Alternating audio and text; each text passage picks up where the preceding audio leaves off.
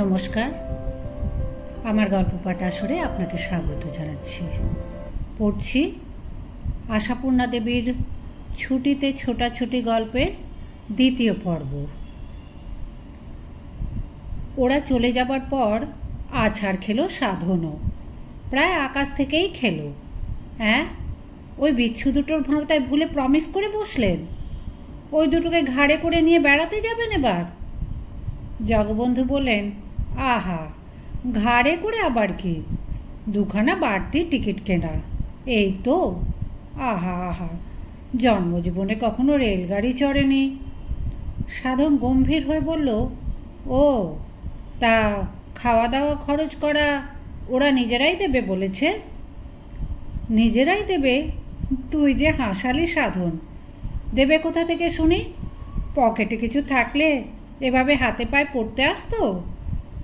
সাধন রেগে মেগে বলে, কপালে আপনার অনেক দুঃখ আছে দাদাবাবু, দিব্য চক্ষে দেখতে পাচ্ছি। ওই ঘুঘু দুটোর কবলে পড়ে আকুলে ভাসতে ভাসতে চলেছেন, তো কিছু টাকা সাহায্য করলেই হতো। সঙ্গে নেওয়ার দরকার কি ছিল? চিরটা কাল ঝাড়া হাত পায়ে ঘুরে বেরিয়েছেন। জগবন্ধু এখনও একটু লজ্জা লজ্জা হেসে বললেন, সেটাও ভেবেছিলাম, তবে কি জানিস, আমরাও তো জন্মজীবনে কেউ সঙ্গে যাব বলে বায়না করিনি। সাধন আরও গম্ভীর হয়ে বলে, বায়না করবে তো আপনার বাড়িঘর পাহারা দেবে কে? পোষা বাঘের সেবা করবে কে? আহা, সে কথা হচ্ছে না। তুই আমারই মতো একটু বুড়ো ধাড়ি, এরা দুটো বাচ্চা ছেলে। বাচ্চা কি আচ্ছা টের পাবেন এরপর। তা যাওয়াটা হচ্ছে কোথায়? আর বলিস না, দুটোতেই একেবারে রাঁচি যাবে বলে ঝুলে পড়ল। রাঁচি? সেখানে তো আপনার যাওয়া হয়ে গেছে। গেছে তো। জগবন্ধু জোরে জোরে বলে ওঠেন, কি করব? ওই নাকি ওদের জীবনের বাসনা। বুঝেছি, রাঁচিতে কেউ আছে তাহলে, আপনাকে ভোগা দিয়ে দিব্যি বিনি পয়সায়? আরে না না, শুনেছে যে রাঁচিতে পাগলা গারদ আছে, সেই নাকি বাসনা। জন্মজীবনে একবার পাগলাখানা দেখবে, একসঙ্গে অনেক পাগল, দারুণ ঝোঁক। চমৎকার। সাধন ধিক্কারের গলায় বলে, শেষ অবধি আপনাকেই না পাগল বানিয়ে গারদের দরজা ছেড়ে দিয়ে আসে। জগবন্ধু রেগে বলেন, এই তোর একটা রোগ সাধন, মানুষকে বড় সন্দেহ করিস। সাধনও ছেড়ে কথা কয় না, পাল্টা জবাব দেয়, তা অজানা অচেনা উটকো লোককে বিশ্বাস করে পস্তানোর থেকে আবার রোগও ভালো বলে দুর্দাম করে নিচে নেমে যায় সাধন। অনেক কিছুই তো এখন গোছাতে হবে তাকে। এ তো আর দাদাবাবুর অন্যবারের মতো হালকা হয়ে যাওয়া নয়। পানসির পেছনে দুখানা গাধা বোট যাবে। নির্ঘাত দাদাবাবু যাত্রাকালে বলে বসবে, সাধন এদের তো অমুকটা চাই, সাধন এদের তো তমুকটা দরকার, ওদের তো দেখছি কিছুই নেই, বিদেশ বিভুঁই যাচ্ছে, কষ্টে না পড়ে। যাবার খবর শুনে ওদের দুজনের বাড়িতে একজনের ঠাকুমা আর একজনের সৎমা বলে উঠল, নিজের পয়সায় তোদের রেলে টিকিট কিনে দিয়ে বেড়াতে নিয়ে যাবে, আবার জামা জুতো চাদর সোয়েটার দিচ্ছে, সুটকেস কিনে রেখেছে। এ কি মামদোবাজি? খবরদার অমুক হোস না বলে দিচ্ছি, বিপদে পড়বি। বুঝতে পারছিস নে কোনো সব্বনেশে ছেলে ধরার খপ্পরে পড়েছিস। বাড়ির মধ্যে নৈক্যে থাক কিছুদিন। কিন্তু তাই কখনো কেউ থাকে? এমন সুযোগ পেয়ে একসঙ্গে অনেক পাগল দেখবার স্বাদ বলে তো আর নিজেরা পাগল নয়। সাধন অবশ্য ধরেই নিয়েছে ওই ঘোড়ের ছেলে দুটো কোনো কল কৌশল করে তার দাদাবাবুকে পাগল বানিয়ে দিয়েছে। নইলে এরকম সম্ভব? কেউ কখনো দেখেছে না শুনেছে রাতারাতি দুটো ছেলের এমন রূপান্তর ঘটেছে? আলাদিনের আশ্চর্য প্রদীপ পেয়েছে নাকি ওরা? রাঁচির মাটিতে পা দিল যখন ওরা, ট্যাপা আর মদনা রীতিমতো দুটি জেন্টলম্যান, স্বয়ং জগবন্ধুর থেকেও অনেক চকচকে ঝকঝকে। জগবন্ধুর তো ধুতি চটি আর মাথা জোড়া টাক, আর ওদের চুলের বাহারটা নিজেদেরই ছিল, সব ছেলেরই কিছু না থাক চুলের বাহার থাকে। এখন তার সঙ্গে যোগ হয়েছে নতুন শার্ট, নতুন প্যান্ট, নতুন জুতো আর চোখ ঝলসানো রঙের একটি সোয়েটার। তা সোয়েটার লাগবে বই কি, পুজো এবার অক্টোবরের শেষ ঘেঁষে নভেম্বরে পড়ল বলে। আর রাঁচি ঠান্ডা জায়গা, জগবন্ধুর তবু শালটাল আছে, ওদের তো কিছুই না। এই রং পছন্দটা অবশ্য সাধনের, সেই তো কিনে এনেছে আর বলেছে খুব সুসময় খুঁটি বেয়ে ওপরে উঠেছিলি বটে, একেবারে ওপরতলার লোক হয়ে গেলি। সত্যি জগবন্ধুর সঙ্গে এক কামরায় এসেছে, এক কৌটোয় খাবার খেয়েছে, একই সঙ্গে নাক ডাকিয়েছে। ওরা প্রথমে তো ভয়ই কাট, আপনার সঙ্গে এক গাড়িতে যাব স্যার, আমাদের তো থার্ড ক্লাসে তুলে দিলেই হতো। জগবন্ধু ধমকে উঠেছিলেন, আলাদা গাড়িতে তুলে দিই আর তোমরা ভুল করে যেখানে সেখানে নেমে পড়ো। তাছাড়া থার্ড ক্লাস বলে এখন আর কিছু নেই বাপু। নেই না, আর শোনো, ফি কথায় আমার স্যার স্যার করো না, আমার খারাপ লাগে। তবে কি বলবো স্যার? তাও বটে। জগবন্ধু এখন চিন্তায় পড়লেন, সত্যি কি বলবে? জগবন্ধু বাবু, দেখ বোসমশাই, দূর, অথচ ছুটিতেও স্যার স্যার শুনতে বেজার লাগছে। তবে তাহলে ঠিক আছে, হেঁকে বলেন মামা, কাকা বা জ্যাঠাবাবু যা হোক বলবে। আপনাকে আমরা আমরা এই ছোট লোক, আয় খবরদার, ছোট লোক শব্দটা ব্যবহার করবে না, কোনো সময় না, নিজের বা পরের কারুর সম্পর্কে নয়, বুঝতে পেরেছ? পেরেছি আজ্ঞে। আর মনে রেখো, সার্ভেন্ট কথাও মুখে আনবে না। কেউ যদি তোমাদের পরিচয় জিজ্ঞেস করে বলে বসো না যেন স্যারের সার্ভেন্ট, বুঝেছ? বুঝেছি। ট্যাপা ভয় ভয় বলে, তো সেক্ষেত্রে কি বলবো? বলবে কি বলবে? ইয়ে হ্যাঁ, বলবে নেফিউ। নেফিউ মানে কি স্যার বাবু? কি মুশকিল, তাও জানো না? মানে হচ্ছে ভাইপো, ভাগ্নে বা ওইসব। দু রকমে হতে পারে? জিজ্ঞেস করলো মদনা। পারে, 3-4 রকমও হতে পারে। আমি তাহলে স্যার জ্যাঠাবাবু বলবো, বেশ গাল ভরা প্রাণ ভরা ডাক তো। আপনাকেও কিন্তু তাহলে আমাদের একটা কথা শুনতে হবে। তাই নাকি? শুনি, কি কথা? আমাদের তুই তুই করে কথা কইবেন। তুমি কইলে বুকের মধ্যে যেন ফাঁকা ফাঁকা ঠেকে, মনে হয় আর কাউকে বলছেন। ঠিক আছে। কবছর আগে যখন রাঁচি এসেছিলেন জগবন্ধু বোস, তখন বেশ সুন্দর ছোটোখাটো আর নির্জন নির্জন একটি হোটেলে উঠেছিলেন, মোড়াবাদি পাহাড়ের যাবার পথের ধারে। নাম দ্য হোটেল বিউটি। তা সত্যিই বিউটি। চারদিকে বাগান, সামনে মোড়াম বিছানো রাস্তা। এবারেও সেখানে উঠবেন ঠিক করে রিক্সাওয়ালাকে বলে দিলেন। 2টো রিক্সা ভাড়া করে চললেও এলেন 3 জনে বেশ তরতরিয়ে। কিন্তু হোটেলের বর্তমান চেহারা দেখে মেজাজ বিগড়ে গেল জগবন্ধু বোসের। এ কি, কোথায় সেই শান্ত নির্জন ছায়া ছায়া মূর্তিটি? এ যে একেবারে হই হই রই রই। সেই বাগান ঘেরা বাংলো প্যাটার্নের ছোট্ট বাড়িখানি, চারদিকে ঘর টর বাড়ি একেবারে বিশাল হয়ে বসে আছে। দারুণ জমাটি ব্যাপার।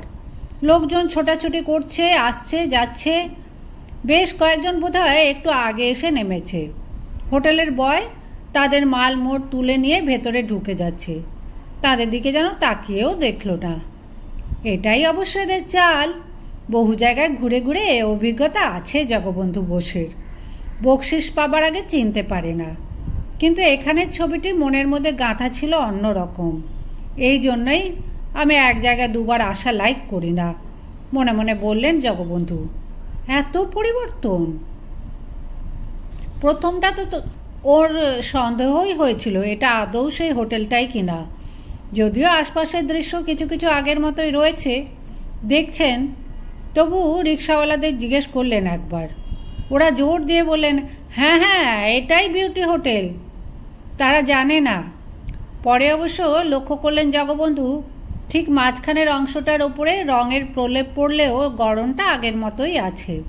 সেই দরজার মাথায় উঁচুতে একটা কুলুঙ্গি মতো, তার মধ্যে কি যেন একটা ঠাকুরের মূর্তি। কি ঠাকুরের সেটা জগবন্ধু আগেও দেখেননি ঘাড় উঁচু করে, এখনও দেখলেন না। তবে সাইনবোর্ডটাও যে পুরনো সেটা দেখলেন, তার মানে ওটা পয়মন্ত, তাই বদলানো হয়নি। ওই সামনের ঘরটাই রিসেপশনের রুম।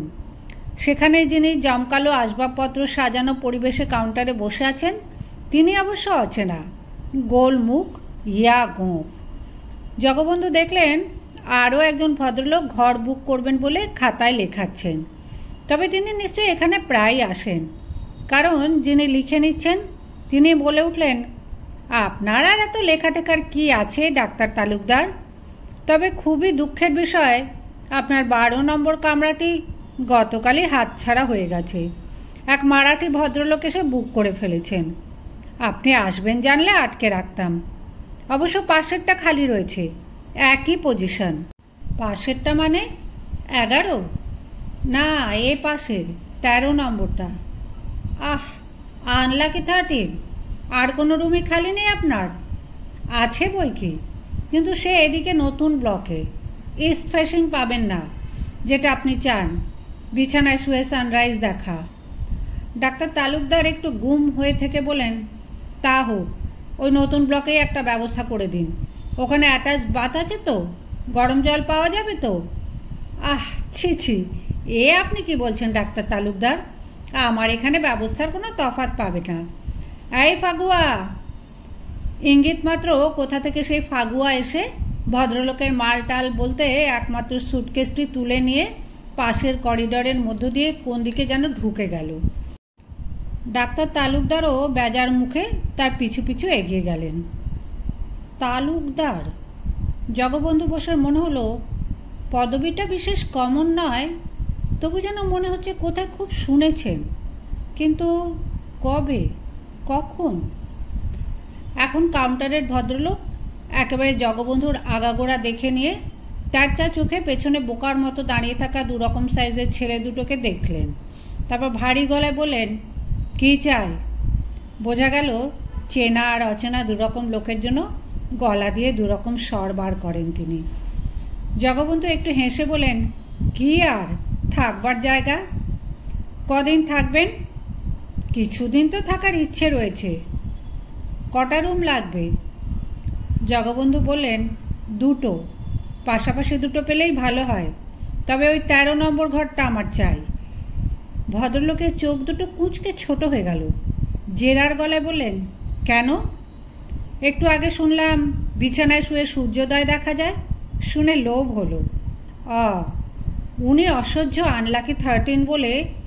যাক, আপনার যখন প্রেজুডিস নেই, তবে পাশাপাশি 2টো ঘর পাওয়া যাবে না। হ্যাঁ, সেও তো শুনলাম, পাশাপাশি পেলে ভালো হতো। বুঝেছি, উপায় নেই বলেই ভদ্রলোক কী ভেবে একবার দরজার বাইরে তাকালেন। দেখলেন রিক্সা দুখানা বসে আছে। তার মানে এই আগন্তুকরা ওদের এখনও ছাড়েনি। তার মানে হোটেল বিউটির খদ্দেরা হাতছাড়া হয়ে গেলেও যেতে পারে। যদিও এখন সিজন, তবু রাঁচি শহরে এখন হোটেলের অভাব নেই। ভদ্রলোক মুখের পাথুরে ভাবটা একটু আলগা করে বলেন, ঘরটা 20x24, পুরনো আমলের তো। তখন বোকার মতো ঢাউস ঢাউস ঘর বানানো হতো। ইচ্ছে করলে এক্সট্রা একটা কট আনিয়ে আপনার ছেলেদের নিয়ে থাকতে পারেন, এমনিতে তো ডবল বেড। আপনার ছেলেদের ট্যাপার মদনা আর নেই। ভালো ভালো জুতো জামা পরিয়ে এনে তাদের এই সর্বনাশটি করলেন স্যার। আরে বাবা, সার্ভেন্ট বলতে দোষ হয়, হেল্পার না কি যেন বলে, তাই বললেই তো হতো। এখন উপায়? তা উপায় জগবন্ধু বাতলালেন। হেসে বলেন, না, সে বোধহয় ওদের অসুবিধা হবে। ছেলে মানুষ, নিজেরা হইচই করবে। হইচই? গুফো ভদ্রলোক চোখ কপালে তুলে বলেন, হইচই করবে আমার এই বিউটি হোটেলে? আপনার এই এত বড় বড় ছেলেরা? জগবন্ধু তাড়াতাড়ি বলেন, ঠিক তাও নয়, আমারই অসুবিধা হবে আর কি। ভোরবেলা জানালা খুলে সানরাইজ দেখব, ওদের ঘুম ফুম ভেঙে যাবে। তো কাছাকাছির মধ্যে আর ঘর নেই? কাছাকাছির মধ্যে ওই করিডোরটার শেষে নিউ ব্লকের কর্নারে একটা সিঙ্গেল রুম খালি রয়েছে, সেটাকেই কাছে বলা যায়। সেটাই ব্যবস্থা করে দিন। কত ছোট? এক্সট্রা একটা খাট ধরবে না? ধরবে। ওই কিছুদিন আগেই এক পার্টি 3 জনে থেকে গেছেন, মা, বাপ, ছেলে। জগবন্ধু বললেন, কিরে, তোদের একা ভয় করবে না তো? করবে না? গুঁফো এবার রেজিস্টার বুকটা মেলে ধরলেন, তার সঙ্গে ভাউচার বুক। আগে টাকা, তবে তো ঘর। নিজেদের জন্য নির্দিষ্ট ঘরটায় ঢুকেই ট্যাপা মেজেই পাতা কার্পেটের ওপর বসে পড়ে বলল, মদনা, খবরদার, মনে নেই মোহনদাস? ঠিক আছে, তাই তাই। মোহন, তুই আমার গায়ে জোরসে একটা চিমটি কাটতো, মোক্ষম রাম চিমটি। এ আবার কি? হ্যাঁ রে, দেখি বেঁচে আছে কি না। তা যা বলেছিস, এই ঘরে আমরা সেই ট্যাপার মদনা সূক্ষ্ম কাঁচি নিয়ে লোকের পকেট সাফ করে বেরিয়েছি। সে কথা আর মনে পড়াস না মোহন? কে কে? বন্ধ দরজাটা ছেলে একখানে মুখ উঁকি মারল। ওহ সরি, রুম ভুল করে ফেলেছি। সরে গেল মুখটা। মদন বলল, ট্যাপা চিনতে পারলি? ডাক্তার তালুকদার নাকি? ভাবছি ভুল করে না মতলব করে। কেন, কিসের মতলব? আমাদের দেখে কি মনে হচ্ছে অনেক টাকা আছে আমাদের? তা জানি নে, লোকটার চাউনিটা তেমন সুবিধের নয়। ট্যাপা কিছু বলতে যাচ্ছিল, আর একবার দরজাটা খুলে গেল। এবার অন্য কেউ নয়, স্বয়ং জগবন্ধু বোস। দেখতে এসেছেন কেমন ঘর পেয়েছে এরা। এদের নিয়ে কেমন যেন একটা নতুন আনন্দের সুখ পাচ্ছেন জগবন্ধু। জীবনে তো কখনো বাইরে এসে কারোর জন্য কিছু করতে হয়নি। নিজে ঘুরেছেন, নিজে বেরিয়েছেন, অন্য কারোর জন্য কিছু করতে পারা, সেটাও বেশ লাগছে। তাছাড়া এ বেচারিরা যে নেহাতি দিনহীন তা তো বুঝতেই পারছেন। অথচ এদের জীবনে বাসনা ভালো খাওয়া বা ভালো পড়া নয়, বাসনা শুধু একটু বেড়ানো। আহা, সেটুকু যদি জগবন্ধু বোসের সাহায্যে হয়। ছেলে দুটোকে পর্যবেক্ষণ করে তিনি বুঝেছেন ছেলে দুটো লেখাপড়া শেখার সুযোগ পায়নি বলেই মুখ্য, কিন্তু বোকা নয় মোটেই, এবং অনেস্ট। জগবন্ধু বোসের বেশ মায়া পড়ে গেছে। কলকাতায় ফিরে এদের একটু লেখাপড়া শেখাবেন। তা সে তো পরে, এখন প্রায় ধমকানি। আরে এখনো বসে? হাত মুখ ধুয়ে নে, ওই তো বাথরুম রয়েছে সামনেই। দেখ, আমি দিব্যি ফ্রেশ হয়ে এলাম। চা খেয়েই তো বেরিয়ে পড়তে হবে। এক্ষুনি বেরিয়ে পড়তে হবে এ কথা ওরা ভাবেনি। কি অপূর্ব ঘর, জানালা দিয়ে কি সুন্দর দৃশ্য দেখা যাচ্ছে। এখানে বসে থাকলেই তো বেড়ানো। তাই ধমক খেয়ে বলল, কোথায়? আরে বাবা, কোথায় নয়, ঘরে বসে থাকবার জন্য তো বেড়াতে আসা নয়। এই ঘরটাই তো স্বর্গে বেড়াতে আসা জ্যাঠাবাবু। জগবন্ধু হেসে ওঠেন। ও বাবা, তুই যে আবার কবির মতো বলছিস।